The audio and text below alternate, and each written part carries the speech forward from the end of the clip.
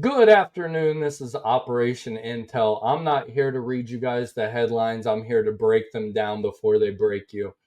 And before we get started, yes, I do know my smoke detector was chirping at us yesterday. I fixed it. Everything's good. Um, Today is just going to be a little breakdown of what we went through this week with some recap and updates. The number one story we went over this week was the Travis Decker manhunt. Some updates have came out about Travis Decker. They are looking for Travis around the Pacific Crest Trail. People along that trail are being told to lock their doors and call authorities if they see anything unusual. Travis Decker does know how to blend in. Travis Decker is a survivalist, former Army Ranger. Not only is he an Army Ranger, he was an instructor down in Fort Benning, Georgia. Travis Decker definitely had some mental health issues. Those were well documented. We went over this yesterday and in former um, podcasts, I guess, or updates. Travis Travis was living out of his truck. I think the system definitely failed these three little girls. I think it was more so that I don't know that Travis snapped. I think Travis was having issues mentally, and I don't know what happened. But the little girls were found suffocated with plastic bags, zip ties around their hands. It's just hard to say what was going through the guy's head. But as of today, the manhunt is still on for them. They are looking for him with ground operations and aerial operations around that wooded area there in Washington State. If I had to guess, my guess is he's very close to a wooded area so that he can survive off the land. He has been known to live off grid as well, so he knows what he's doing. There is a $20,000 reward for the capture or any information that leads to the capture of Travis. Moving on from that story, we have the Russia Ukraine story that we covered pretty heavily. Operation Spiderweb was one of the most genius operations I have ever seen. Coming from a military guy, you gotta appreciate what Ukraine did this week. They attacked 2,500 miles into Russia and really, and I've been saying it, punched Russia in their mouth.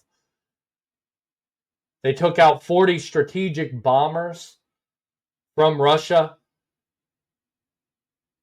But like I said before, and I'll say it again, Russia is embarrassed. And I also said that this would not bring Russia to the negotiating table. Russia would retaliate, and last night we did see that retaliation. They launched over 400 drones into Ukraine and 44 missiles. The biggest difference that I see between Russia and Ukraine is attacking military installations. Operation Spiderweb attacked multiple military installations. They also planned it out geniusly. Then they took out the bridge there in Crimea. Well, they didn't take it out, but they definitely hurt the main supply route for Russia. Russia had to respond to this.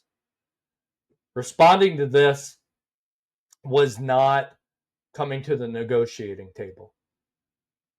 They were embarrassed. They had to show their strength. And that's what they did last night. And launching, drones, missiles in multiple regions, including Kyiv.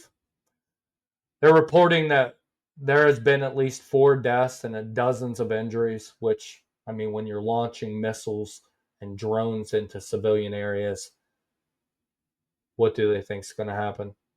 So this wasn't, this wasn't something that accidentally happened. Russia is aiming at civilian targets right now. Sad story there. And again, if there are any developments with that, I will bring them to you. If something happens live, I will bring that to you as well. The next big story that we went over this week, and I think it's flying very far under the radar when it comes to most media outlets, and actually all of them, is the resurgence of Al-Qaeda in Afghanistan. Intelligence is reporting that Hamza bin Laden, the son of Osama bin Laden, is alive and potentially leading Al-Qaeda operations in northern Afghanistan.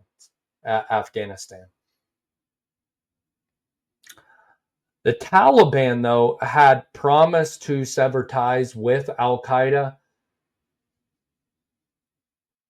That did not happen.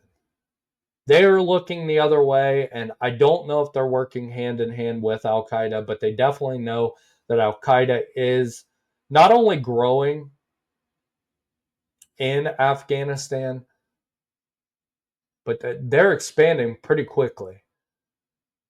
Kind of a scary thought when you really think about it. The resurgence of Al-Qaeda. But not only Al-Qaeda, but ISIS as well.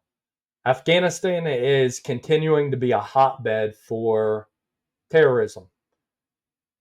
And it's scary to watch.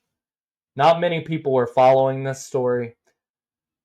And a couple of nights ago, I encouraged most people to absolutely check out the Sean Ryan show. His interview with Sarah Adams is something that needs to be broadcasted anywhere and everywhere it can be. I think this is something that needs to be addressed because most people are not covering this. And it is absolutely ridiculous as to why they're not covering it. The withdrawal in Afghanistan was not only embarrassing, but it gave terrorists hope, and it gave them the thought that they had won the war. This is something that we're going to be covering probably nightly as updates come in through that.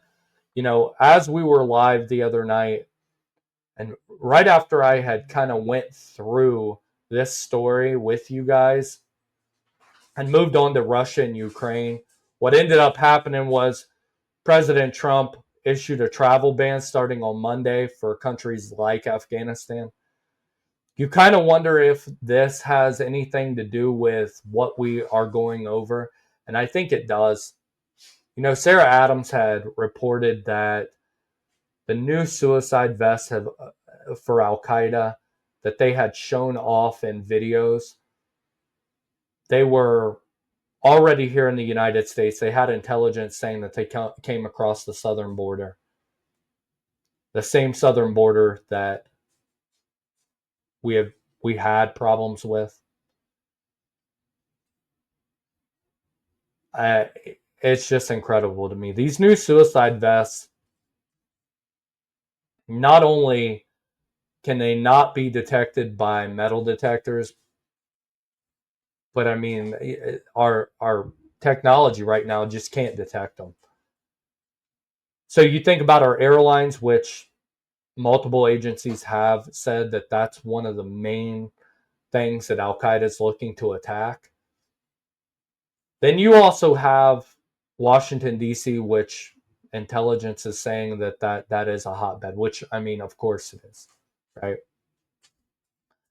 Any more stories about this? Any updates to this story as well? I will be going live Sunday night, going more in depth on all these topics. If you do like my content, If you do have any questions, subscribe to the channel. I always say stay informed, stay vigilant. This is Operation Intel, and I'll see you tomorrow.